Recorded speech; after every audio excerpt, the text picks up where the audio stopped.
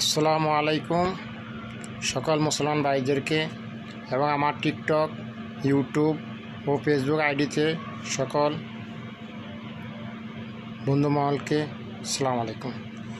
সর্বপ্রথম আপনারা আমার ফেসবুক আইডি, ইউটিউব, টিকটক আইডিতে লাইক কমেন্ট দিচ্ছেন, ভালো কথা, কিন্তু আমি চাচ্ছি যারা 5 ওয়াক্ত নামাজ আদায় করছেন তারা আমার ফেসবুক, টিকটক আইডিতে লাইক কমেন্ট দেন। আপনারা সারাদিন কি করছেন আল্লাহর জন্য? প্রথমত প্রশ্ন, আপনি কি সকালবেলা ফজর নামাজ পড়ছেন, জোহর নামাজ পড়ছেন, আসর নামাজ পড়ছেন, মাগরিব পড়ছেন, এশা পড়ছেন? কারণ আল্লাহ সুবহানাহু ওয়া তাআলা আমাদের উপরে 5 ওয়াক্ত নামাজ ফরজ করেছেন। কাল কিয়ামতের দিন সর্বপ্রথম নামাজের হিসাবটাই নেবে আমাদের থেকে, তারপর আমাদের অন্যান্য আমলনামা, অন্যান্য জিনিসের হিসাব। কারণ আল্লাহ সুবহানাহু ওয়া তাআলা আমাদের উপরে নামাজ ফরজ করছেন। নামাজ পড়া আমাদের সবাই কর্তব্য, কারণ আমরা আল্লাহর গোলাম।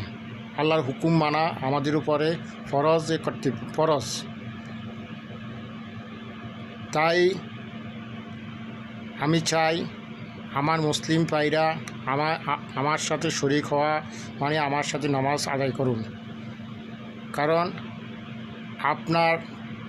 আমার আর কাফিরের মধ্যে পার্থক্য, আমার আর মুশরিকের মধ্যে পার্থক্য, আমার আর মুনাফিকের মধ্যে পার্থক্য হলো নামাজ। যেই নামাজ আদায় করবে না সে আল্লাহর হুকুম থেকে অমান্য করছে, তদ্রূপ সেই মুনাফিকের খাতায় নাম লিখছে। কারণ একজন মুসলমানের আর একজন মুনাফিকের মধ্যে পার্থক্য হলো নামাজ। নামাজ আমাদের উপরে ফরজ। তাই আসুন ভাই, আমরা সবাই নামাজ আদায় করি, আল্লাহর হুকুম মানি। আল্লাহর হুকুম ছাড়া কোনো রাস্তা নাই মানা ছাড়া।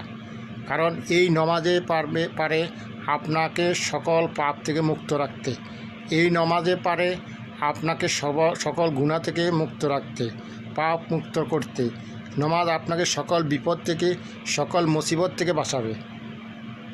যার ভিতরে নামাজ নাই তার ভিতরে ঈমানের কোনো কালেম থাকতে পারে না। যার ভিতরে নামাজ নাই সেই ঈমানদার হতে পারে না। তাই সবার কাছে অনুরোধ, আপনারা আমার ইউটিউব, ফেসবুক, টিকটকে লাইক দেন, কমেন্ট দেন, নাই দেন আমাকে যা এক পাশা খারাপ মনে করেন, কিন্তু ভাই অনুরোধ আপনাদের কাছে হাত জোর করে বলি, আপনারা আল্লাহর হুকুম মানেন, 5 ওয়াক্ত নামাজ পড়ুন।